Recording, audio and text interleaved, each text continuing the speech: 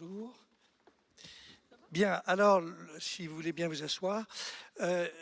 Tout d'abord, un immense merci au Club Landois. Alors, vous voyez, à droite, il y a quelque chose qui a l'air, qui est tout petit. C'est la transition démographique, la transition économique. Et c'est le grand honneur que nous fait le Club Landois de nous associer à cette chaire, qui est une chaire formidable. C'est normal parce que je ne peux pas dire autre chose. Mais nous sommes des petits participants au travail formidable du Club Landois et honnêtement, Sybille, ma vie a changé le jour où je t'ai rencontré. Deuxième aspect, deuxième chose, mais je ne voudrais pas que Ludovic le prenne mal, son annonce sur le sujet n'était pas la bonne annonce, mais ce n'est pas grave du tout. En réalité, nous avons 50 minutes pour essayer de résoudre deux sujets difficiles. Le premier sujet, c'est comment on rééquilibre les revenus finalement des générations. Et là, je vois déjà Hakim qui est prêt à bondir sur ma génération. Mais on va avoir une discussion assez forte. Et je vous propose que vous soyez trois à en parler, tout simplement parce que ce sont des sujets qu'on va traiter de manière un peu... J'avais plus un peu, trois à en parler. Et puis on va parler peut-être dans un deuxième temps de la transmission. Et vous allez nous raconter cette très belle histoire. Comment est-ce qu'on transmet quelque chose qui appartient à une famille depuis 8 générations? Voilà.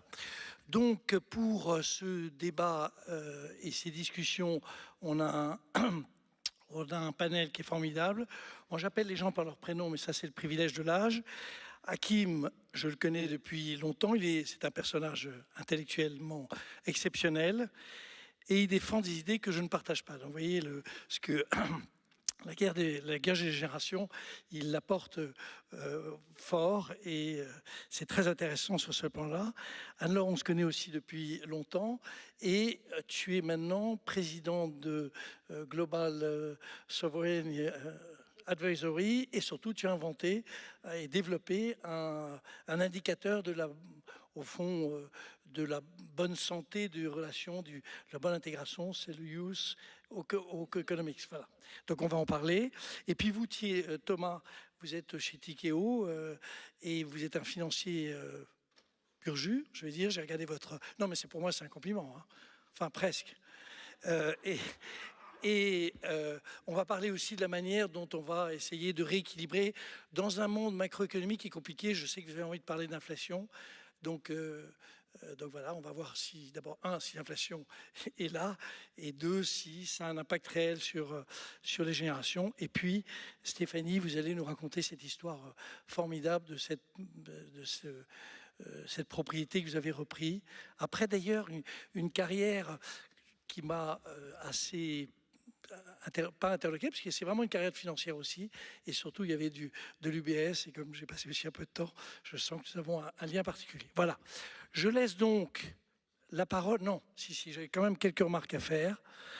La première, c'est que on est tous d'accord sur le fait que les jeunes ne sont pas très bien traités, et que les seniors, les aînés, les vieux, les très vieux, sont mieux traités. Donc c'est de ça dont on va essayer de corriger les défauts. Mais je voudrais juste indiquer que l'économiste que je suis est évidemment très sensible à l'idée qu'on doit corriger ou introduire dans les calculs que pour partie la chaire a fait cette idée assez simple qu'il y ait à la fois 75% des seniors sont propriétaires de leur logement, donc ça va dans le sens d'Hakim, mais qu'en contrepartie, il y a des transferts très importants. Il se trouve qu'on avait participé à une étude mondiale sur les transferts entre générations. Ce n'est pas négligeable.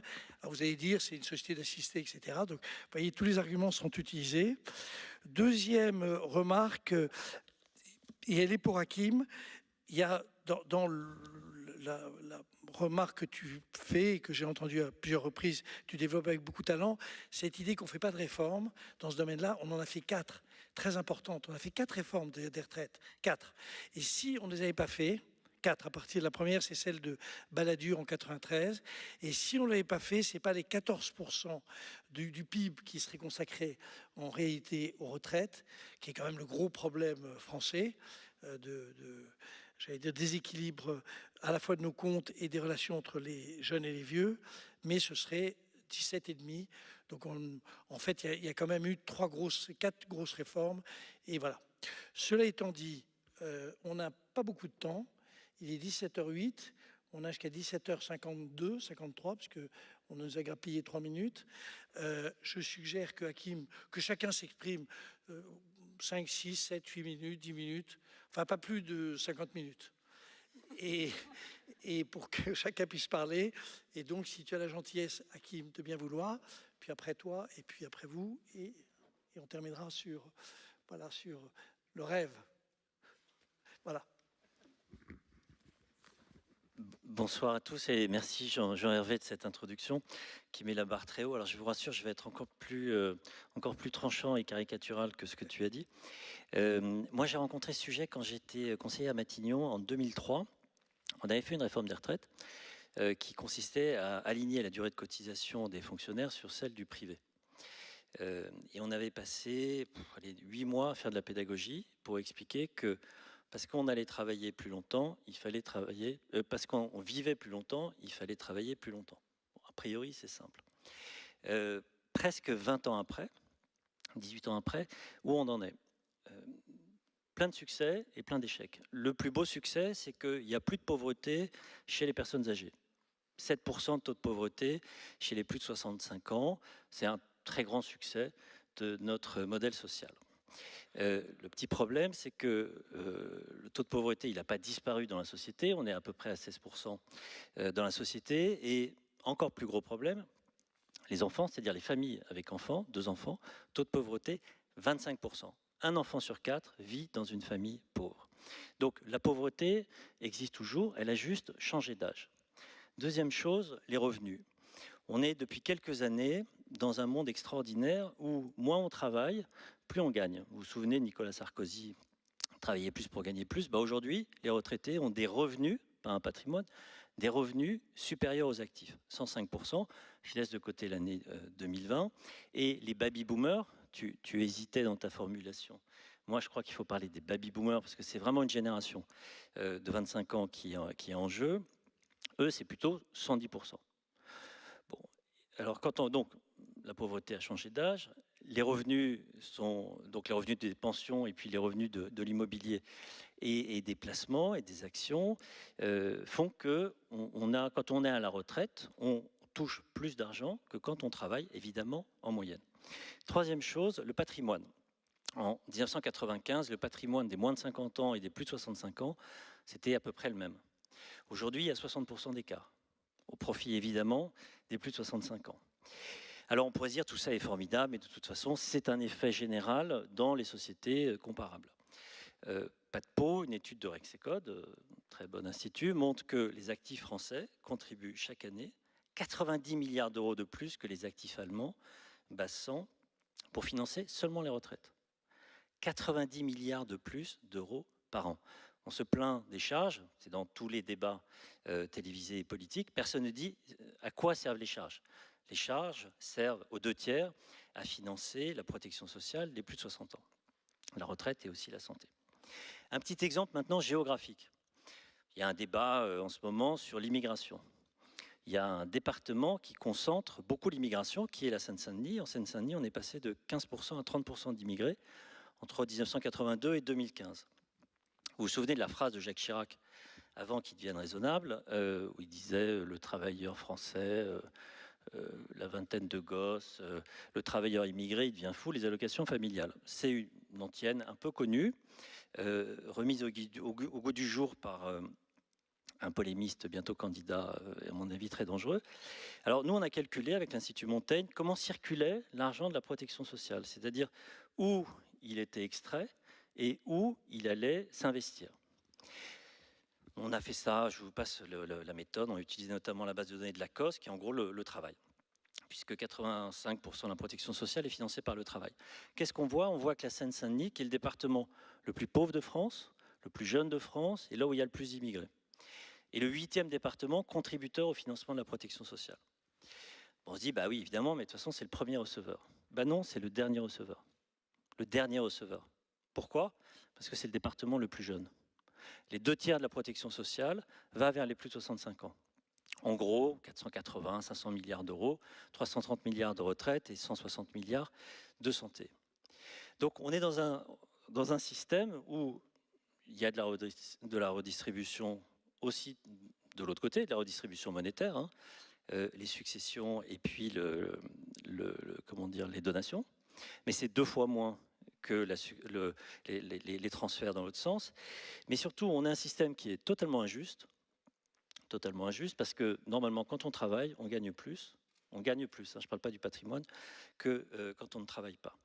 On a un système qui est extrêmement inefficace parce qu'il pèse considérablement sur le coût du travail et donc sur la compétitivité et donc sur l'investissement et donc sur l'avenir.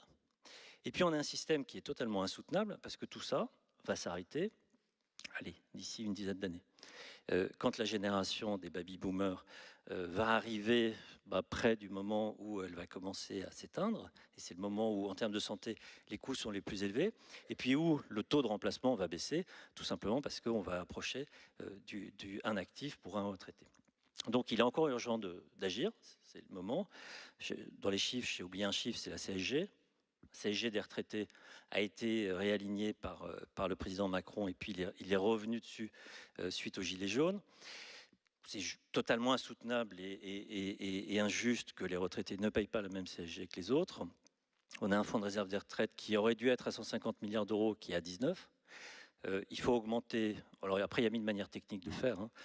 On peut baisser les pensions, c'est un peu dur politiquement. On peut augmenter les impôts, déjà la CSG. On peut faire une taxe aussi spéciale Covid, parce qu'après tout, le Covid, c'est un grand moment de solidarité des actifs pour les aînés. Et c'est 400 milliards de coût total pour les collectivités. Peut-être qu'on peut imaginer qu'il y ait un petit peu de retour dans l'autre sens. Et les chiffres que j'ai donnés montrent qu'il y a de la marge. Merci. Bon, c'est un diagnostic parfait. Parfait. Il y a une très bonne ambiance dans cette table ronde, mais vous verrez, moi je dis que tout le monde est parfait. Juste peut-être une question. En réalité, les pensions de retraite vont diminuer de manière très forte. Donc ça, tout le rapport du corps, c'est pas compliqué. Hein. On reste entre 14 et 13% du PIB et on va avoir 10% de plus d'une population beaucoup plus nombreuse. Donc ça va diminuer. Est-ce que tu juges, et ça c'est très important, qu'il faut aller nettement en dessous des 14%. 14%, c'est le pourcentage de ce que la société française dédie aux retraités, 14%. Et c'est là où, comme tu l'as dit tout à l'heure, c'est là où il y a la grosse différence avec les autres pays. Est-ce qu'il faut qu'on le diminue de manière encore plus sensible que j'allais dire, l'évolution assez naturelle telle que le corps, qui est le grand organisme, le décrit? Est-ce qu'il faut accélérer la mécanique? Est-ce que tu penses que le fait de repousser l'âge de la retraite, j'ai entendu hier soir là, tous les candidats de LR, ils sont tous à 65 ans, de toute façon ça va se faire, donc tout ça, comment tu vois les modifications? Après on va y aller, mais le diagnostic est tellement bien fait qu'on ne peut pas s'empêcher de poser des questions sur les solutions. Toi après, hein. Alors, oui, évidemment, il va falloir allonger la durée de cotisation. De toute façon, compte tenu des enjeux démographiques, on n'a pas le choix. 64, 65, les Allemands sont à 67. Hein. On verra. Le sujet financier, il y a plusieurs façons de le faire. Soit on abonde le fonds de réserve avec une fiscalité, par exemple de CSG, qui va directement dans le fonds de réserve. Ça ne va pas rapporter suffisamment, mais ça permettra vraiment d'exemplifier le sujet.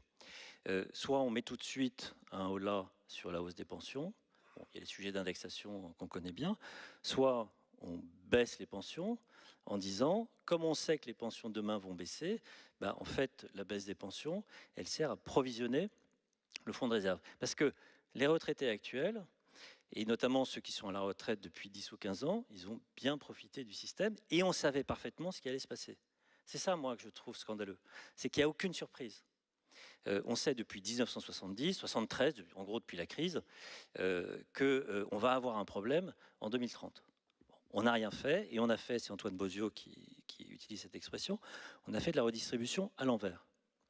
Donc là, on a encore 10 ans pour faire de la redistribution dans le bon sens. Donc je trouve que le fonds de réserve, c'est pas mal, parce que ça existe depuis 20 ans, ça a été vidé sa substance, y compris par François Fillon. Après, on a un problème politique. Plus de 50% des électeurs, des votants, ont plus de 50 ans. Et à chaque élection présidentielle, il y a 1 point ou 2 d'augmentation. Et pour moi, c'est pour ça que c'est intéressant. Ce n'est pas un problème financier, ce n'est pas un problème comptable, c'est un problème politique. Est-ce que la démocratie aujourd'hui, c'est définir l'intérêt général? L'intérêt général, ce n'est pas que les rentiers aient le pouvoir, même si cette rente est légitime d'une certaine manière. Bon, en tout cas, je pense que personne ne prendra de risque sur la CSG avant l'élection présidentielle. À mon modeste niveau, un jour, j'ai voulu le dire qu'il fallait évidemment, je partage ce sentiment-là et je ne vous dis pas comment c'est passé. Alors, Anne-Laure, où est-ce qu'on en est sur le... D'abord, est-ce que tu peux nous expliquer ce qu'est cet indicateur?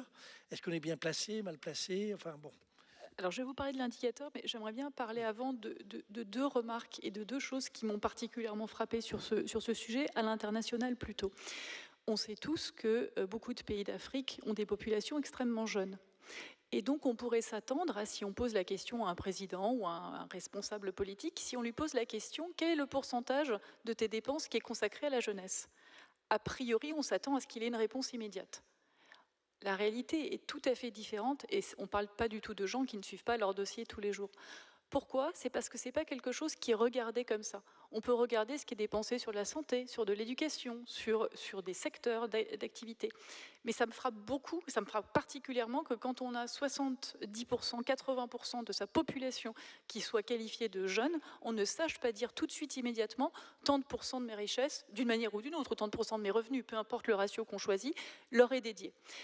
Et ça va même plus loin, parce que quand on regarde avec eux et quand on détricote après les budgets, et c'est un exercice qui se fait beaucoup actuellement, puisque vous avez certainement tous entendu le fait que la plupart du temps, maintenant, les pays essayent de lever de la dette qui est considérée comme ESG compatible, donc soutenable, et donc peut se faire de temps en temps à des taux bonifiés.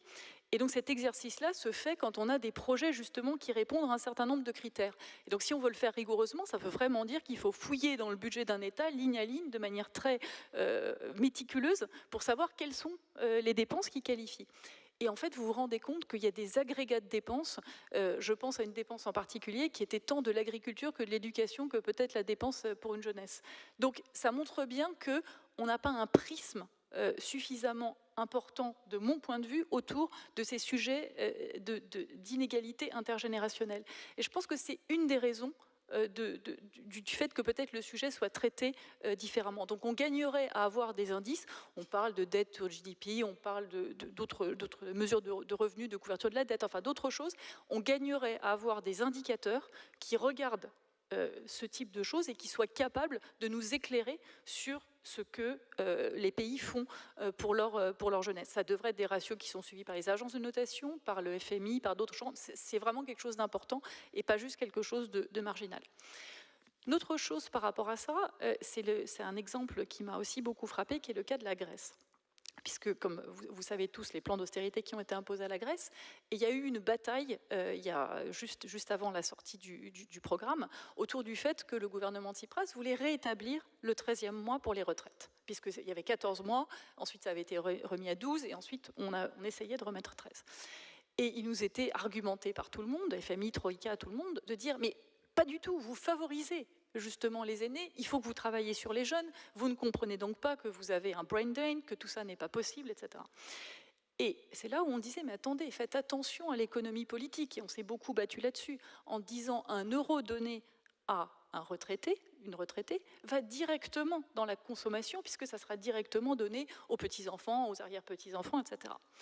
Donc on a eu 6 mois de bataille homérique, finalement on a pris cette décision, et je pense que le résultat est très surprenant et vous surprendra parce que quand on a regardé, évidemment, on a eu un boom de consommation, mais on a eu un boom de consommation au niveau de l'ameublement. Alors ça, on n'avait pas du tout prévu. Donc on s'est dit, mais qu'est-ce que c'est? Et on a regardé plus en détail, les statistiques n'étaient pas si mauvais que ça pour regarder ça en détail, et on a vu qu'il y avait une augmentation de lits.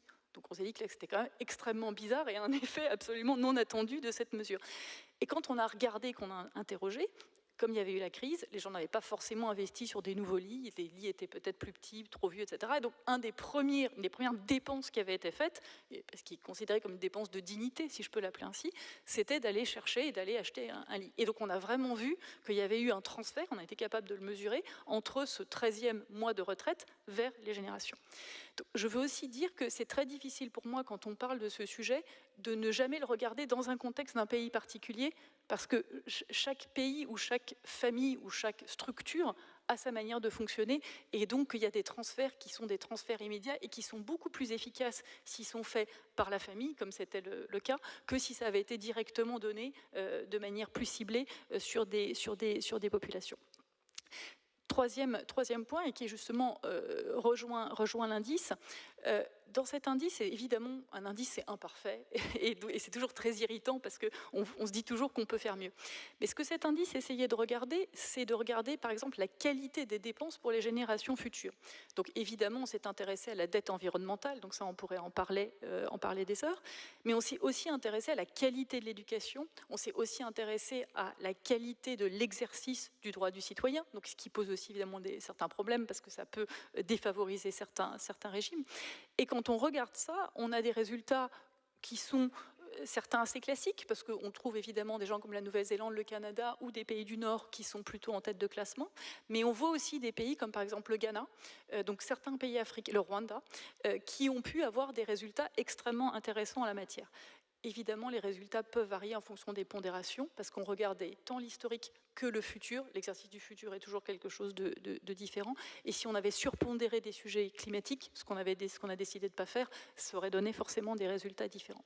Mais donc, quand on regarde ces sujets intergénérationnels, au-delà des commentaires que j'ai pu faire précédemment, ce qui me semble le plus important, c'est la cohérence aussi des politiques que l'on met en œuvre. Quand on énonce une politique, elle doit être claire, elle doit être appliquée, elle doit être comprise, et elle doit être suivie d'effets et de ressources qui sont mises à disposition. Mais on doit aussi considérer tout ce qui est l'intangible, et encore une fois, ces sujets de dette climatique ou environnementale sont particulièrement importants. On ne peut pas en faire l'économie. Bien sûr, Hakim, tu as raison de parler des retraites. Bien sûr, mais si je peux me permettre, c'est un sujet finalement très français. Quand tu regardes ce sujet intergénérationnel avec d'autres pays, ça prend plein de dimensions. Par exemple, si vous posez la question intergénérationnelle à des gens comme Abu Dhabi ou des pays du Golfe, ils vous disent « Oh là là, c'est la malnutrition ». Donc là, vous êtes un peu étonnés.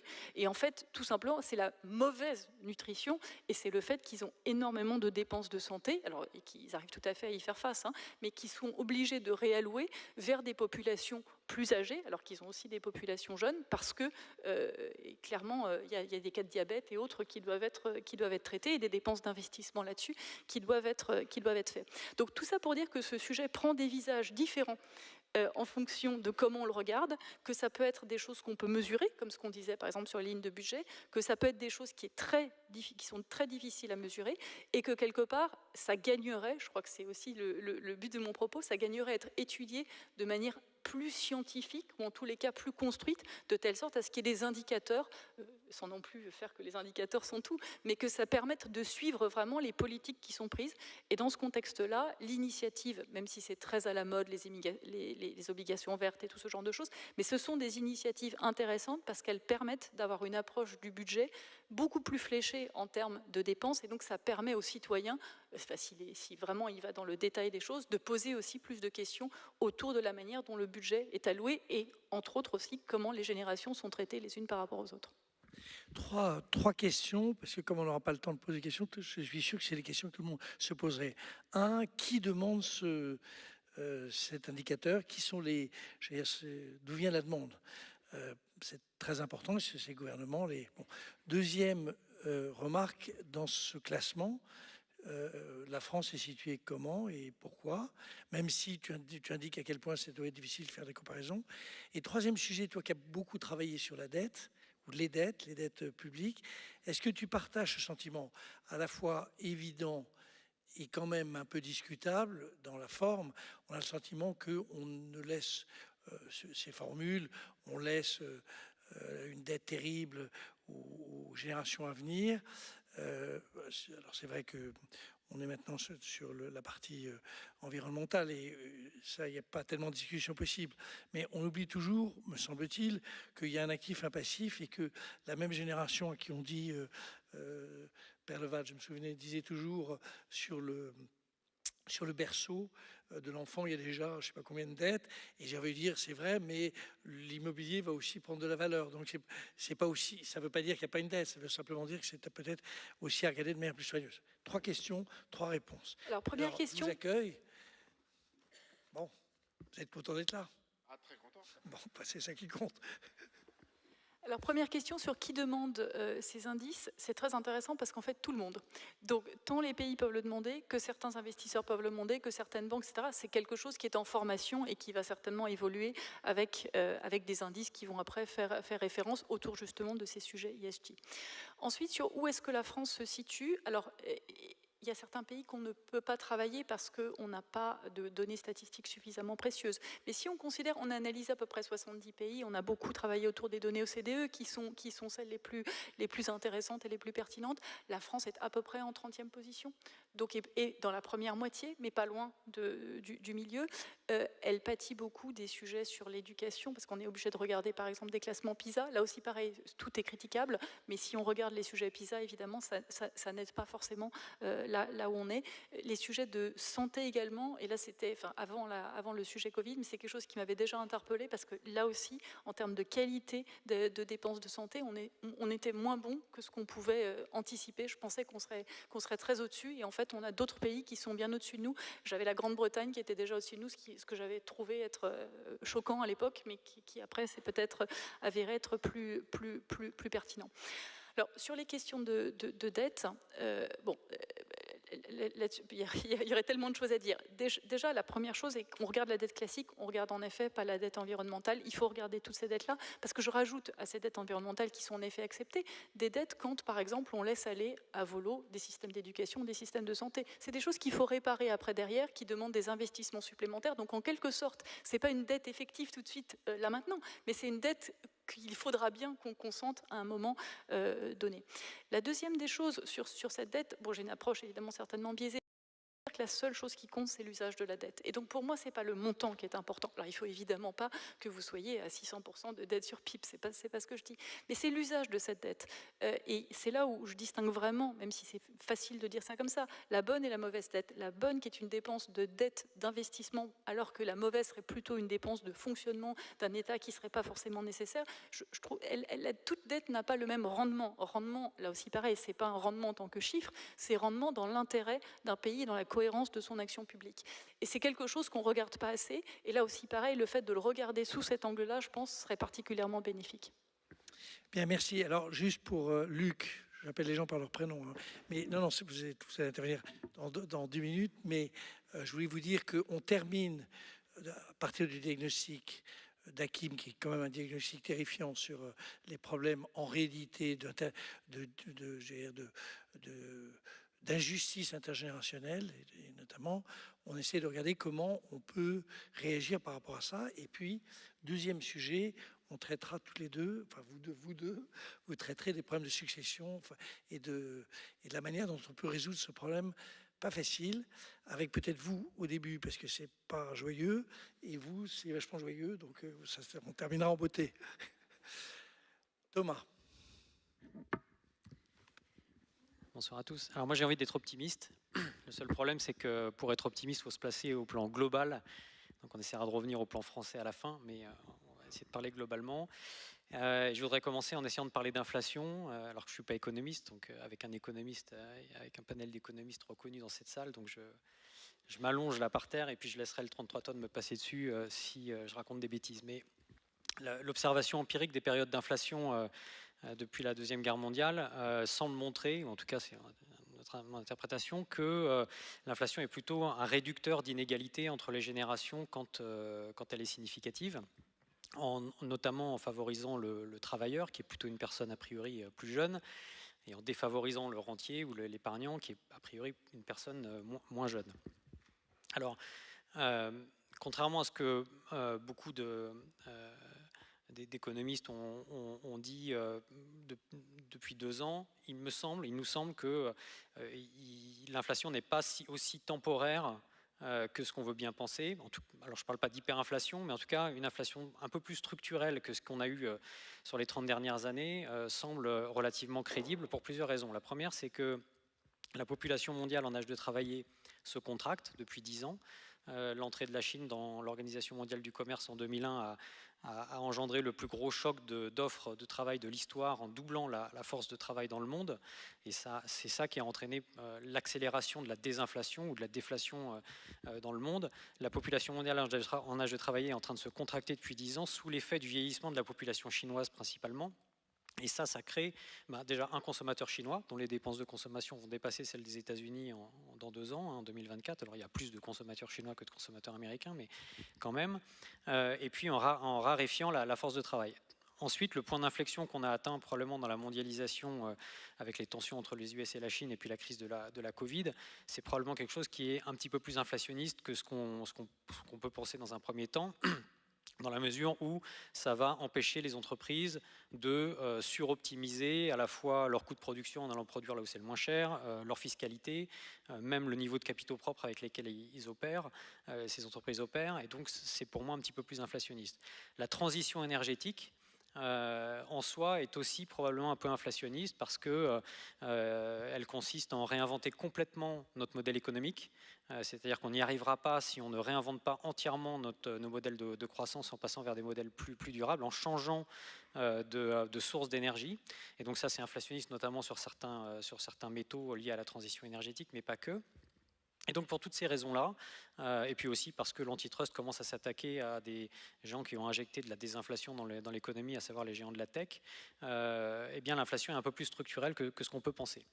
Alors de ce point de vue-là, il se trouve que la génération du baby-boom, donc les gens qui sont nés entre 1945 et puis disons le milieu des années 60, ont été un peu bénis des dieux de ce point de vue-là, parce qu'ils ont été travailleurs dans une période où il y a eu de la croissance et de l'inflation, donc ils ont pu acheter des maisons et puis leur dette a été un peu rognée ou beaucoup rognée par l'inflation. Et puis ensuite, ils sont arrivés à un moment où ils avaient une capacité d'épargne. Et les taux longs ont commencé à baisser justement parce que la mondialisation est arrivée, la Chine est rentrée dans l'Organisation mondiale du commerce, et donc ils ont profité également de cette période-là jusqu'à aujourd'hui. Il se trouve que probablement cette génération-là, qui a accumulé donc beaucoup de richesses, n'a pas encore transmis cette richesse aux générations suivantes, donc la génération X dont je fais partie, la génération Y qui compose aujourd'hui les forces vives des entreprises. Et du fait aussi de l'augmentation de l'espérance de vie, et que cette transition de richesse commence à s'opérer aujourd'hui, notamment aux États-Unis, où on commence à voir des phénomènes comme ça, vers la génération suivante, les Z, les Zoomers. Il y a une très bonne étude de Bank of America qui s'appelle OK Zoomer, que j'engage tout le monde à lire de ce point de vue-là, qui sont les jeunes qui sont aujourd'hui nés au XXIe siècle, qui ont entre 0 et 20 ans, et cette transmission-là est en train de s'opérer aujourd'hui.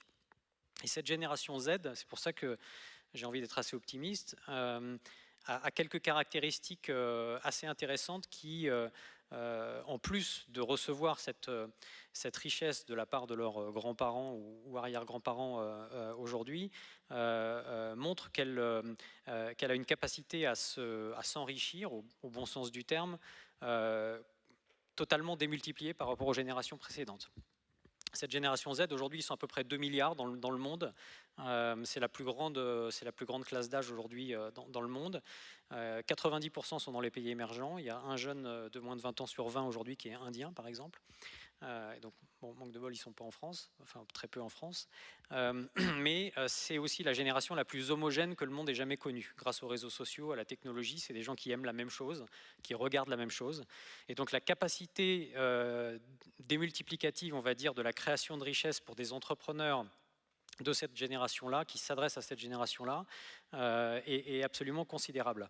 À tel point que cette étude de Bank of America estime que les revenus de la génération Z, déjà aujourd'hui, alors que c'est des jeunes qui ont moins de 20 ans, et sans commune mesure avec la richesse des générations de moins de 20 ans des générations précédentes, et dépassera celle de la génération Y en 2030, donc dans 8 ans. Et ça devrait continuer. Juste pour vous donner un exemple qui va faire rire, qui va vous faire rire, Travis Scott, qui est un rappeur américain qui est un peu dans l'actualité aujourd'hui parce qu'il a fait un concert hier qui se termine avec 7 morts, mais a fait un concert récemment sur Fortnite, qui est un jeu vidéo. Donc un concert virtuel où on voit son avatar chanter. Le plus grand stade du monde, je pense, doit faire 150 000 places, c'est les stades de football américains aux États-Unis. Il a fait 20 millions de vues sur son concert. Il a encaissé 7 millions de dollars de revenus sur un concert d'1 heure et demie. C'est plus que ce qui génère sur une tournée mondiale d'1 an physique. Et donc pour vous donner une idée de la démultiplication de revenus des entrepreneurs de cette génération Y. Donc je dirais que la transmission de richesse entre les baby-boomers et la génération Y, elle est en train de se passer parce que les baby-boomers leur transmettent leur richesse et parce qu'eux ont une capacité à créer de la richesse qui est probablement sans commune mesure avec les générations précédentes. Et je dirais que pour encourager ça au niveau européen et au niveau français, c'est important de garder les entrepreneurs en France, en Europe, en encourageant l'entrepreneuriat, pas seulement l'entrepreneuriat dans la tech, aussi l'entrepreneuriat, les plombiers, les ébénistes, les charpentiers, qui eux sont des entrepreneurs qui ont aujourd'hui un pricing power important lorsqu'ils font bien leur métier. Et donc garder cet entrepreneuriat-là qui crée des emplois et qui crée de la richesse pour les jeunes. Dans le vin, ça fait peut-être une transition. Les prix des grands vins de Bordeaux se sont inflatés, donc ça crée de la richesse pour les entrepreneurs jeunes dans le vin aujourd'hui, probablement parce que, en plus d'avoir gagné en qualité, ces vins-là s'adressent aujourd'hui à une population, à une demande beaucoup plus large, alors que l'offre reste réduite. Donc il y a une capacité à créer de la richesse pour les jeunes entrepreneurs de cette génération-là. Juste, d'abord, c'est très intéressant. Vous avez remarqué qu'on passe d'un diagnostic assez cruel par rapport à la situation que je partage largement, à un peu de scepticisme où on met un peu de vision en se disant c'est pas si facile que ça de calculer, et vous êtes sur une vision qui est un peu, en tout cas, plus positive. Juste une question, vous croyez vraiment que des inflations à disons 4%, ça change la face du monde? Parce que ma génération, vous en avez évoqué, nous avons vécu avec des taux d'inflation de entre 10 et 15%. Et je rappelle toujours que quand Carter cède le pouvoir à Reagan, l'inflation aux États-Unis d'environ 15%. Et c'est vrai que là, ça change en 4-5 ans, ça modifie complètement la valeur d'un bien.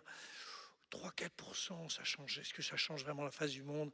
C'était une question que je me posais quand j'ai vu vos réactions. Je ne sais pas, je suis pas assez calé, mais ce que je peux peut-être vous dire, c'est que l'inflation salariale commence à se matérialiser. Et ça, c'est plutôt bon signe, parce que ça rééquilibre un peu un déséquilibre qui dure quand même depuis plus de 20 ans. Et je dirais que les classes moyennes des pays développés sont quand même les grands perdants de la mondialisation. Elle s'opère, enfin, nous, on est employeur chez Tikeo, on est employeur net. Et quand on cherche à recruter quelqu'un aujourd'hui aux États-Unis, par exemple, l'inflation salariale, on la palpe clairement à tous les niveaux de l'entreprise, même au niveau quand on cherche une assistante, parce qu'il n'y a pas d'offre. Et à Londres, c'est pareil. Le Brexit, plus la crise de la Covid, plus ce point d'inflexion dans la mondialisation font qu'aujourd'hui, c'est compliqué de trouver des gens pour travailler dans ces endroits-là. Et il y a d'autres endroits comme ça, et j'espère qu'en France, il y en aura probablement aussi. Donc, il y a un peu de ça. Ensuite, un peu plus d'inflation, c'est des taux d'intérêt un peu plus élevés. Pour rejoindre un peu le point de vue d'Anne-Laure, ça probablement, j'espère, que ça infléchira la tendance à laquelle on assiste depuis la crise de 2008 et les politiques de quantitative easing, qui est qu'il y a eu un sous-investissement massif de la part des entreprises, parce que les taux trop bas incitent les entreprises finalement à s'endetter pour acheter leurs actions, par exemple, au lieu d'investir dans des programmes de CAPEX. Le point d'inflexion dans la mondialisation et cette impossibilité pour les entreprises de suroptimiser tout ce dont on a parlé va les obliger à investir massivement au moins dans la digitalisation et dans la transition énergétique, qui sont deux facteurs de compétitivité relativement importants pour qu'elles puissent rester compétitives sans l'aide de l'État. Et donc rien que ça, un petit peu d'inflation, contribuera finalement au rééquilibrage. Je dis aux équipes techniques, il me semble qu'on devrait avoir un jingle, mais je vais faire le jingle sinon. Luc, vous êtes le vice-président de la FNSEA, donc quand même le syndicat agricole français. français, avec une présidente qui est formidable. Et donc, vous allez nous expliquer à quel point le problème des successions sur les propriétés. Déjà, merci de l'invitation. Et Lux Messard, je suis agriculteur avant tout, avant d'être vice-président de la FNSEA, dans l'Oise, en polyculture élevage. C'est ce qui nous, voilà, notre ADN. Et donc oui, on a un enjeu pour nous intergénérationnel important, c'est qu'à horizon 5 ans, 160 000 exploitations vont être accédées, des gens qui arrivent à la retraite. Et l'enjeu, c'est comment on fait pour que justement demain j'ai encore des voisins agriculteurs en nombre, et comment on renouvelle avec une évolution de nos métiers, des attentes sociétales fortes. Parce qu'on parle de transition, on parle d'agroécologie. Comment on fait, et c'est passionnant parce que finalement on arrive dans une période peut-être des fois d'incertitude, mais surtout une période où on se dit qu'il y a besoin de donner vraiment le coup de pouce à cette génération qui a envie d'entreprendre, qui a envie de nourrir. C'est l'un des plus beaux métiers du monde, en tout cas moi j'en suis persuadé. Travailler le matin pour nourrir les gens, c'est quand même génial. Et puis tout en même temps en tenant compte des ressources qui sont épuisables. Ah, le jingle il arrive. Non, je disais bravo au jingle et bravo à vous aussi, sur ce que vous venez de dire. Et donc, on a aujourd'hui des problématiques qui sont différentes. Quand on est comme moi dans les Hauts-de-France, on a un problème des fois de transmission où le coût de l'exploitation est des fois même surcoté parce qu'on a une pression forte des pays voisins. Quand on est aux Pays-Bas, en Allemagne, en Belgique, la terre est un bien précieux, est un bien rare. Et puis, en France, on a la chance, c'est qu'on a plutôt de la surface, même si c'est un sujet important. Et puis, on a à côté de ça, on a dans certaines régions une vraie déprise. On appelle la diagonale du vide. En agricole, c'est quelque chose qui parle. C'est-à-dire que c'est des zones où il y avait essentiellement aussi des zones de polyculture élevage, des zones où aujourd'hui on a du mal à vivre correctement, et puis où la pénibilité est des fois encore présente, où des fois le revenu n'est pas là non plus. Et donc du coup, la difficulté, c'est comment attirer ces jeunes. Déjà, la première chose, c'est justement d'amener à ces jeunes, se leur dire c'est que vous allez arriver à vivre de votre métier. Donc il y a eu un vrai travail, et syndicalement, on s'est battu pour redonner du sens à ce qu'on mange. Quand on a trop bradé par les promotions ce qu'on mange, forcément, ça donne pas envie aux jeunes de se dire si c'est un métier qui est pénible, qui est dur, et puis qu'on ne gagne pas sa vie. Donc c'est les lois Egalim 1, Egalim 2 là, qu'on est en train de renouveler, c'était important. Et puis, là, il y a quelque chose où on voit bien avec ce qui s'est passé dans cette période Covid, c'est que les gens veulent redonner du sens. Et tout à l'heure, je parlais du sens de nourrir, mais du sens aussi de produire de l'alimentation, des fois aussi d'être producteur de biodiversité, stockage carbone. On est en pleine dans la COP26. Et finalement, l'agriculture avec la forêt, c'est le lieu, en tout cas nos terres, pour stocker du carbone. Et on s'aperçoit qu'on peut faire beaucoup de choses. Ça a commencé à Paris avec la COP21. On s'est engagé, moi, sur une exploitation, on fait des bilans carbone et on s'aperçoit qu'avec des petites choses, le non-labour ou dans certains endroits, c'est l'implantation de haies qui peut permettre d'éviter aussi le ruissellement. Finalement, ça va être acteur de biodiversité, stockage de carbone, qui fait que ça nous rend aussi du sens sur ce lieu-là. C'est que justement, on est en train de perpétuer quelque chose, des fois, j'allais dire sans le savoir des fois, mais en tout cas aujourd'hui, on est en train de le matérialiser pour attirer ces jeunes. Et puis, on a surtout aussi beaucoup avancé sur la modernité de notre métier, c'est-à-dire qu'aujourd'hui, c'est moins pénible. Je travaille avec, en tout cas, les agriculteurs sont les gens, la profession la plus connectée. Je ne pense pas que vous êtes au courant, mais en tout cas, c'est les gens qui, tous les jours, sont connectés à plusieurs reprises par rapport, bien sûr, au cours des marchés, par rapport à la météo, par rapport à tous des outils, des vrais outils d'aide à la décision, qui fait qu'aujourd'hui, notre métier est moins pénible. Je travaille en permanence, quand je sème mon blé, je travaille avec un GPS et je n'ai pas besoin de toujours tenir le volant et je vais avoir une répétition. Tout ce qui est répétitif va être fait par... Et en tout cas, je reste mon chef d'entreprise, c'est ça qui est intéressant. Et puis, avec cette période aussi du Covid, on s'est aperçu que les gens voulaient savoir ce qu'ils mangeaient. Et finalement, on a au niveau territorial, je vais y arriver, au niveau de nos territoires, cette alimentation. Et finalement, c'est cette notion de souveraineté alimentaire qu'on a portée, pas du renfermement sur le côté français, mais se dire que ça avait du sens de soutenir l'étiquetage, soutenir ce qui était produit sur nos territoires. Parce que si c'est produit sur nos territoires, c'est derrière des garants de qualité, traçabilité, et puis surtout c'est de l'emploi, c'est de l'activité. Et nos campagnes sont belles, pas simplement parce qu'il il fait bien vivre, parce que aussi il y a une vraie dynamique économique et ça c'est important. Donc c'est cet enjeu de renouvellement aujourd'hui, c'est un enjeu majeur. Il passe aussi par justement un accompagnement et ça a été fait le 1er novembre, vous l'avez peut-être entendu, on a revalorisé les petites retraites agricoles, c'est-à-dire qu'on est passé de 75 à 85% du SMIC pour tous les gens qui avaient une carrière complète.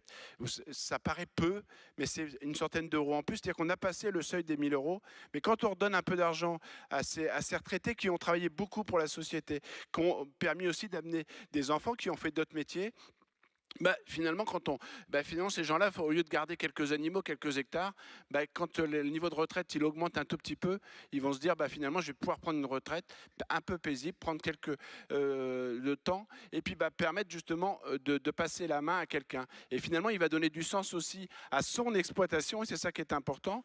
Et c'est cet enjeu qu'on veut porter. Et finalement, ces jeunes, comment on fait? À la FNSEA, on se dit qu'il faut les accompagner par de la formation, les accompagner aussi, quand je disais tout à l'heure, ça coûte assez cher une exploitation parce que forcément des animaux, le tracteur, etc. C'est par du cautionnement, donc on travaille des fois avec des collectivités, avec les départements, avec les régions, et c'est comment on fait aussi pour les intégrer finalement dans ce qu'on appelle des groupes de développement. J'ai eu la chance d'en faire partie.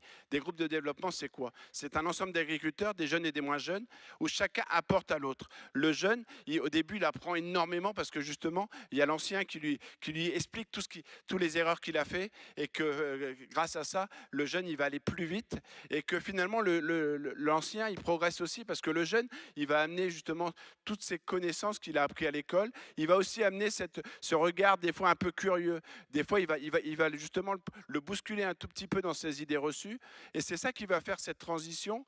Et puis justement peut-être la prise en compte, se dire il y a des choses qui changent, le climat change, et comment on fait ensemble. Et c'est comme ça qu'on arrive justement, on dit souvent dans le groupe 1 + 1 ça fait 3, parce que justement c'est cette capacité, et je pense que cette dimension intergénérationnelle, finalement, elle a toujours existé dans l'agriculture, où cette notion de solidarité, c'est pas simplement qu'un mot, c'est des vraies valeurs. Quand il y a un problème climatique, c'est comment on fait pour aller donner un coup de main à l'autre. Quand il y a un problème humain, un problème de détresse, où il y a besoin d'aller donner un coup de main, nous, les ensilages, on les fait ensemble. Toutes les campagnes de foin, on les fait à plusieurs, on partage du matériel. C'est aussi cette façon, justement, pour que, justement, faciliter aux jeunes de mettre le pied à l'étrier.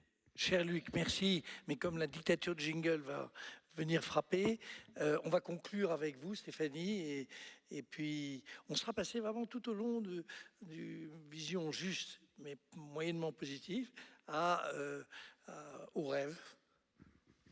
Oui, le rêve, vu de l'extérieur, il est très beau aussi à l'intérieur, mais avec évidemment certaines nuances à apporter. Moi, j'ai la chance d'être née à Bordeaux, d'avoir grandi, d'avoir passé toute mon enfance à Saint-Émilion. Et je dirige aujourd'hui ce beau domaine avec un prisme qui est évidemment celui de continuer à valoriser, à développer, à faire rayonner nos vins dans le monde entier, à faire les plus grands vins possibles. Et j'ai aussi cette notion de transmission qui est très importante. Vous soulignez que j'avais démarré par une autre carrière.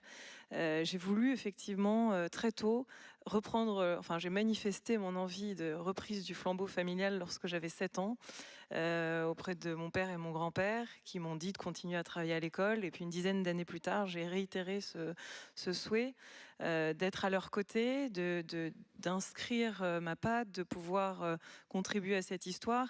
Et je me suis rendu compte plus tardivement que ce qui m'avait d'ailleurs donné cette envie, ce souhait, c'était pas le goût du vin, bien que dans ma famille, la tradition est de goûter dès l'âge de 7 ans, chaque dimanche, une gorgée de vin, et ce qui était pour moi, pas dire un calvaire, mais j'aimais pas le vin avant 17 ans. Mais c'est vraiment un attachement, un ancrage à nos terres que m'avait transmis mon grand-père, qui nous a quittés il y a quelques années, et mon père, et le fait de pouvoir à mon tour écrire des nouvelles pages, des nouveaux chapitres de notre histoire qui démarrait en 1782 à Saint-Émilion était quelque chose de très fort pour moi.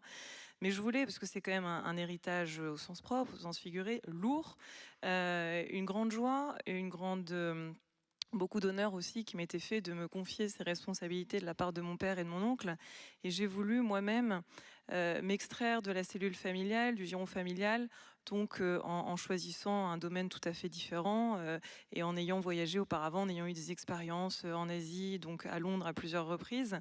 Et donc c'était une manière de m'ouvrir un peu sur le monde, puisque Saint-Émilion, c'est absolument charmant et merveilleux, mais c'est pas la représentation du monde. Et prouver que je me prouvais que j'étais capable d'avoir une expérience significative et à succès dans un autre domaine d'activité. Donc j'ai passé 7 ans à Londres et mon père et mon grand-père, enfin mon père et mon oncle, pardon, m'ont rappelé donc en 2012, donc ça fera 10 ans l'année prochaine que j'ai rejoint la direction, et ça a été une transition, je dirais, progressive entre mon père et moi. Et aujourd'hui, c'est intéressant parce qu'on est 2 générations qui continuent à travailler, c'est-à-dire qu'en 2017, j'ai pris la présidence du directoire, mais mon père est toujours présent à mes côtés, il a œuvré pour la propriété, c'est toute sa vie, il a fait les vins, il est œnologue. Moi, je n'ai pas cette formation, donc elle est complémentaire, et j'ai une équipe de jeunes, alors je dis jeunes, je ne suis pas encore trop vieille, mais de beaucoup plus jeunes que moi.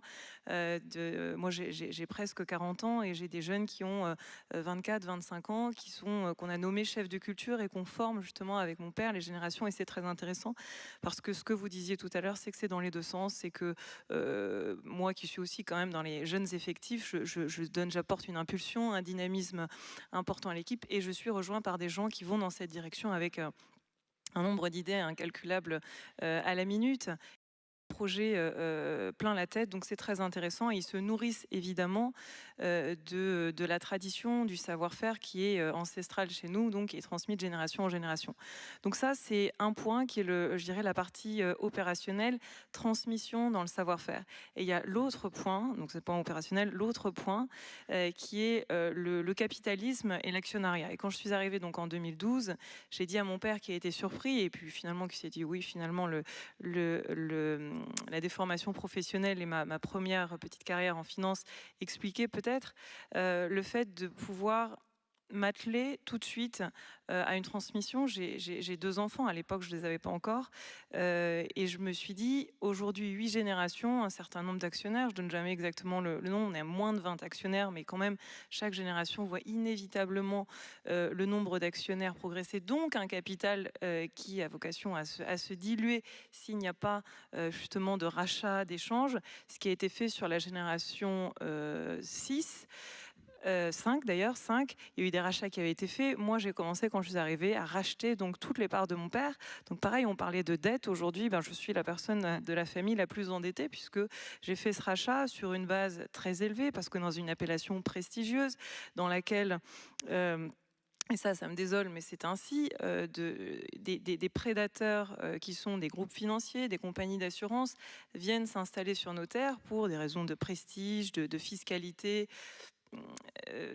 Et on lutte, en fait, on est une famille, je pense qu'on a un nombre d'avantages très fort, très important, mais on lutte évidemment contre ces prédateurs, et c'était justement une des idées que je souhaitais explorer et à laquelle je souhaite réfléchir, être accompagnée avec des fiscalistes, avec des politiques qui pourront relayer ce message, c'est de se dire comment est-ce que dans une entreprise familiale, on peut mettre en place un droit de préemption, un droit de préférence qui soit automatique. Moi, j'ai mis en place dans la propriété, mais pas avec l'ensemble des actionnaires, au sein d'un pacte d'actionnaires.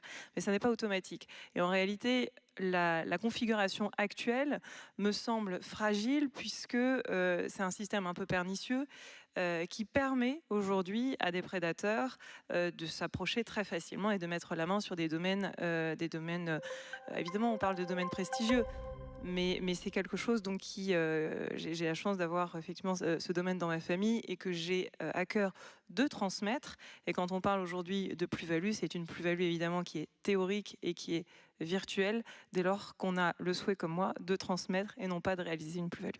C'est sur cette belle conclusion que nous allons donc terminer. Bravo à eux tous. Bravo.